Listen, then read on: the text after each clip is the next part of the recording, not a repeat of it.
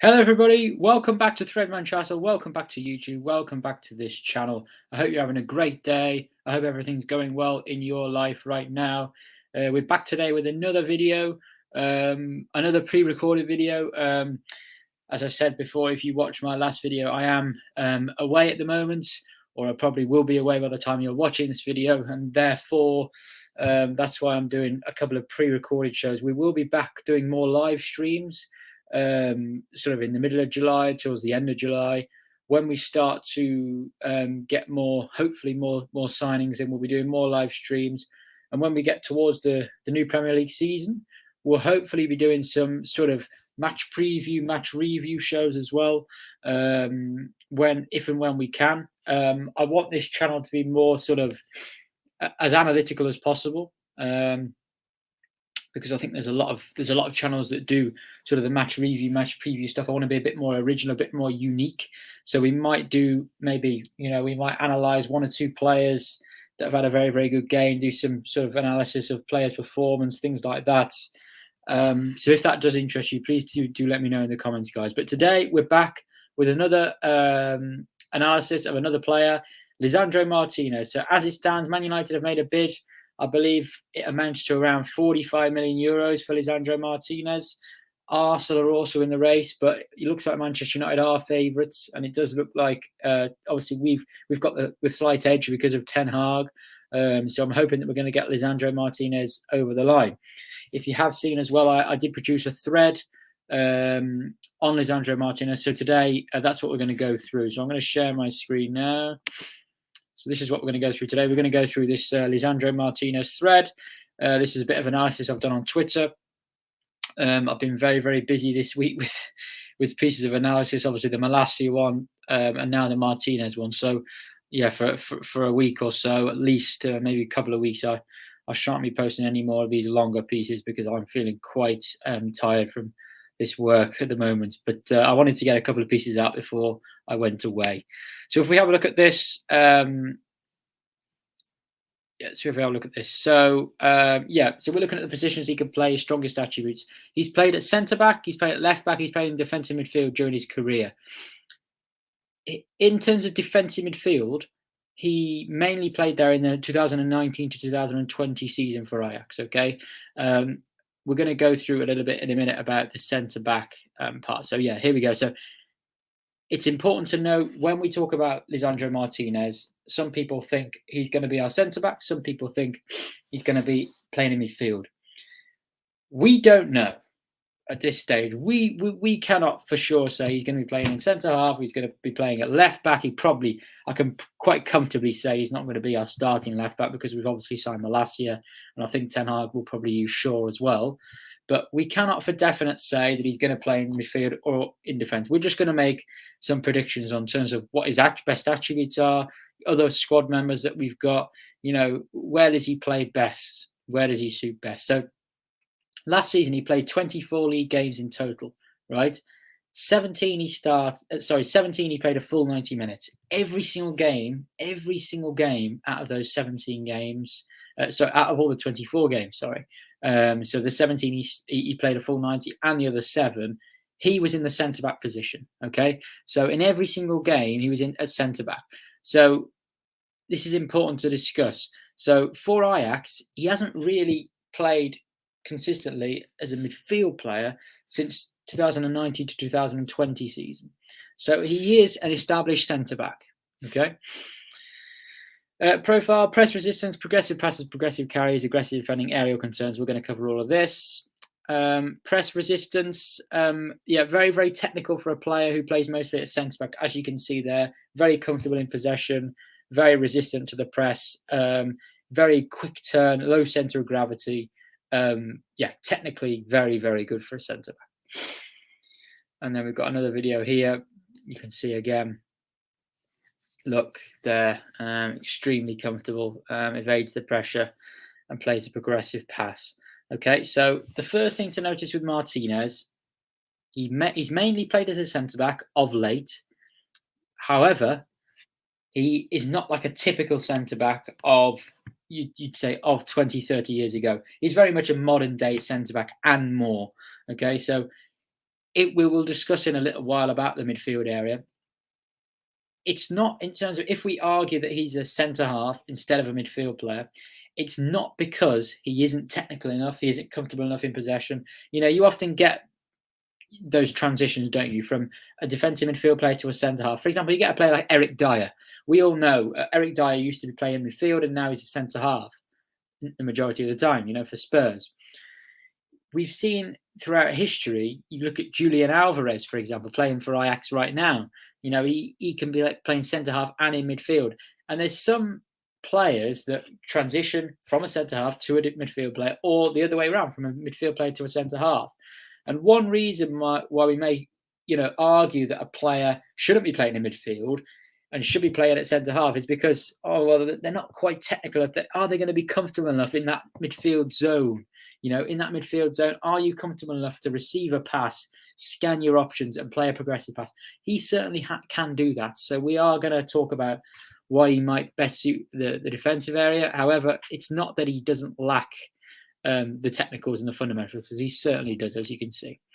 Progressive passing, you'll see here the range of pass. Actually gets an assist there with a very, very good progressive sort of lofted pass. And again here as well, more of a ground progressive pass, obviously leading to a very, very good chance. Again, I think that does end up in the back of the net as well, that chance. So look, he is a very, very valuable asset from deep. Okay, so I think this is another thing to take into account.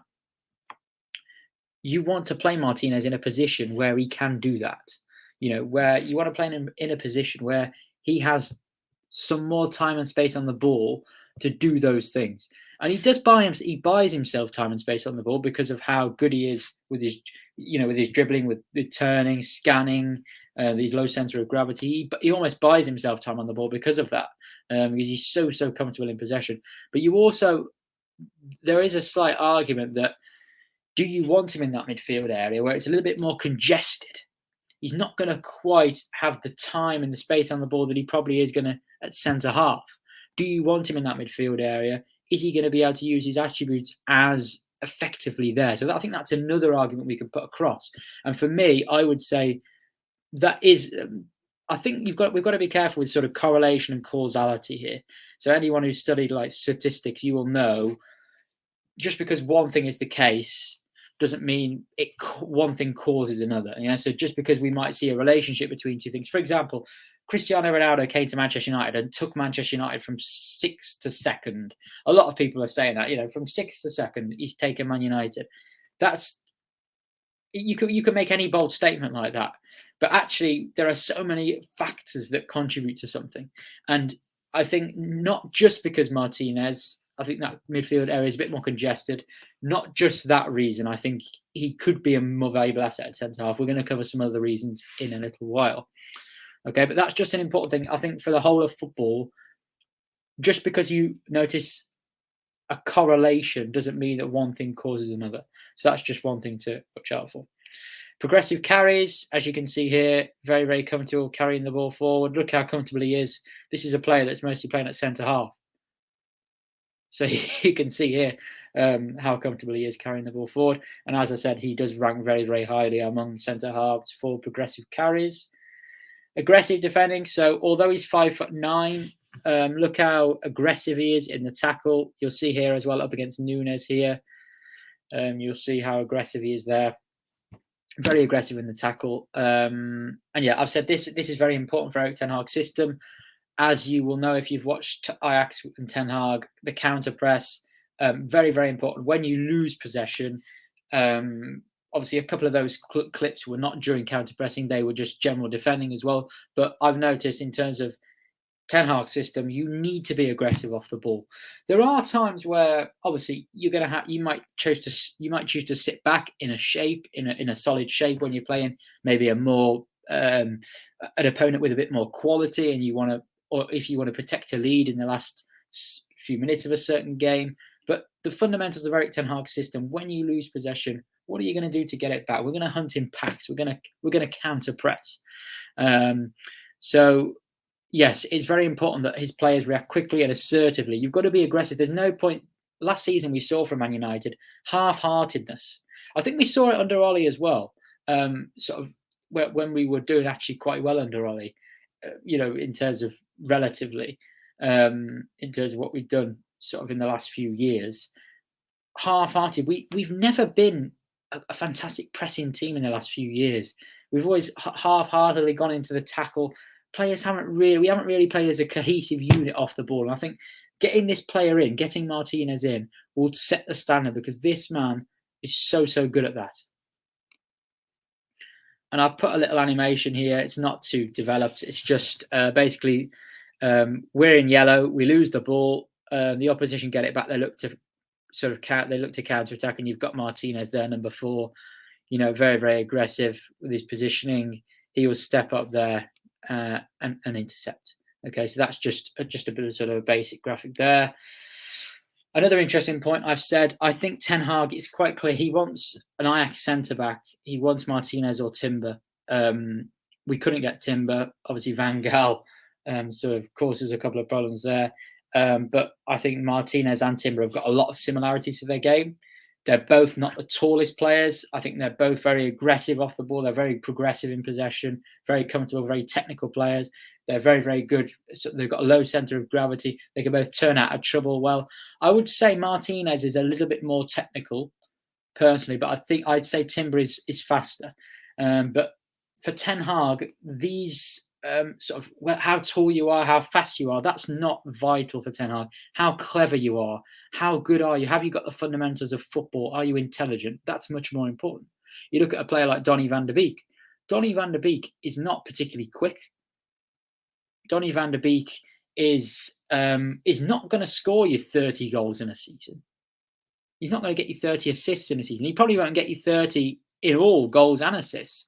But Donny van de Beek goes under the radar through his third-man runs, the way he creates space for other players. This is what it's important in Ten Hag's system. It's playing as a team.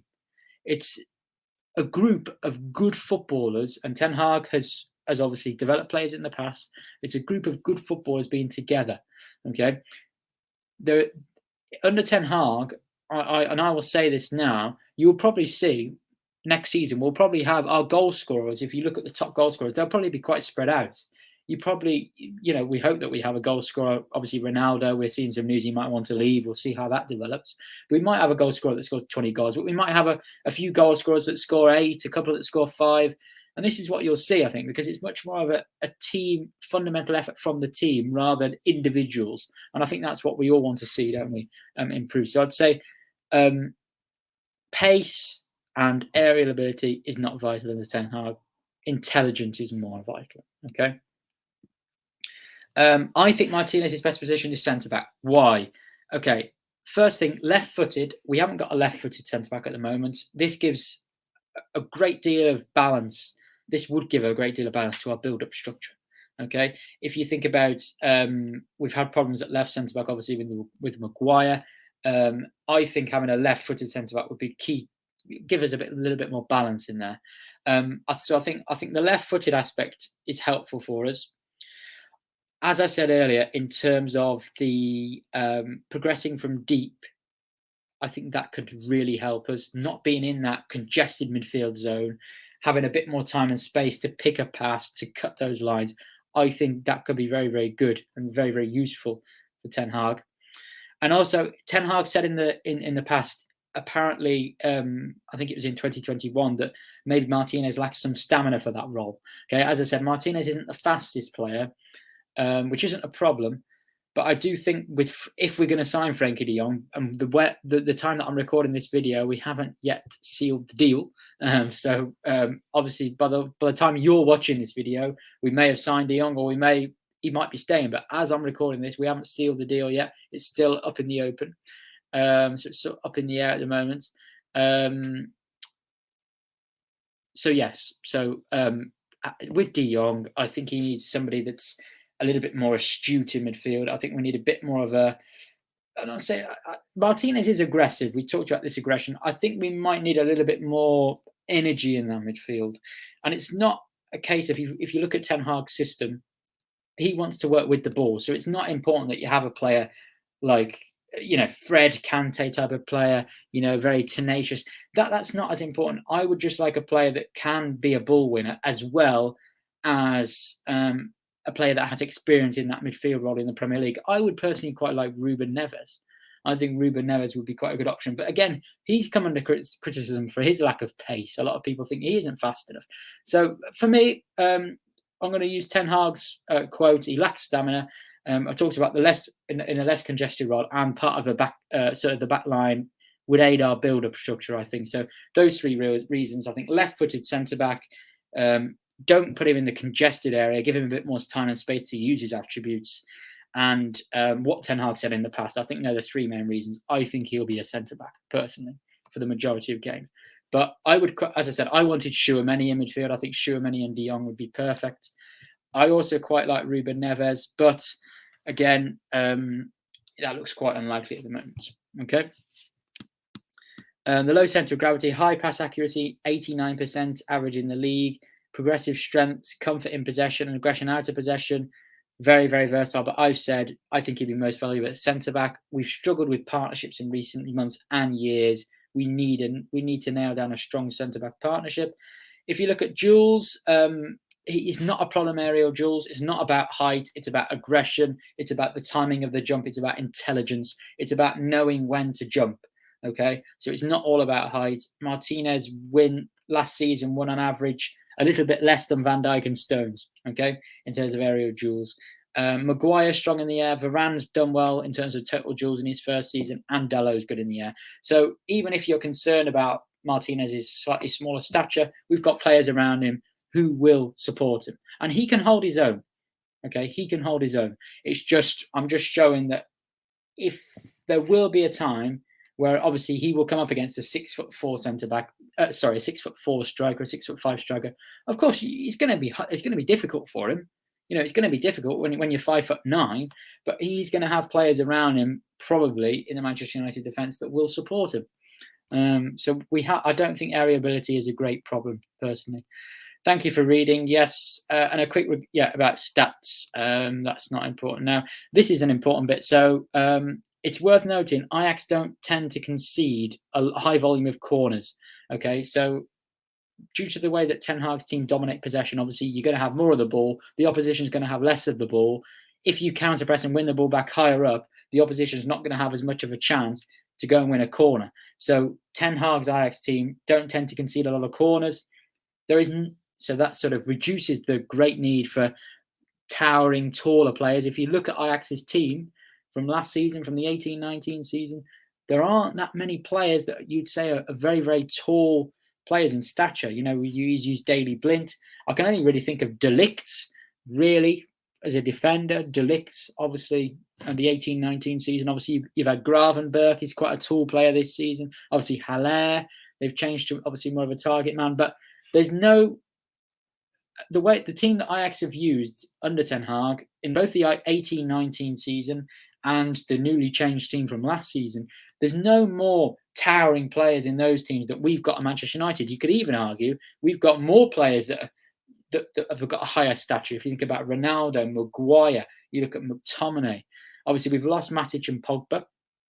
But if we get De Jong, De Jong isn't small in any way, shape or form. Rashford isn't a small player. Although he does need to improve in the air, for sure. But I've shown as well Varane, who's done well in total duels, Dalot. So we have got those players. So that's not an issue. Okay. So that's really the end of the thread there. So let me stop sharing my screen. Yep. So that's the end of the thread there. So I would bring Martinez in. I think around 30-40 million pound would be a good deal for him. He's very, very good out of possession in terms of the aggression. That will suit Ten Hag's system. Very progressive on the ball through passes and carries. That will suit Ten Hag's system. Aerial ability, he's actually very good in the air for his height. That's not going to be as much of a problem as people are going to make out, I don't think. And bringing a player in that Ten Hag has worked with before, especially a defender, getting that build-up structure, sort of developing that build-up structure early in pre-season, this is key. It's key to get these defensive players, these midfield players in now. The forward player, obviously, it depends on Ronaldo's situation. As I said, I'm not too sure what's going to happen with Ronaldo yet. As I'm recording this, he's still here. We don't know fully what's going to happen. The forward positions, I'm not too bothered about before pre-season. I think we might have to wait a couple more weeks for that signing. If we can get a signing in, brilliant. But for pre-season, you talk about the fundamentals, the build-up structure, building a more. You've got to look at our defensive structure. It's been terrible. It really, really has been. That is going to be the key for Ten Hag. So getting in a player like Lisandro Martinez is going to be absolutely key for Erik Ten Hag. So please, guys, please smash a like. If you enjoyed the video, please do.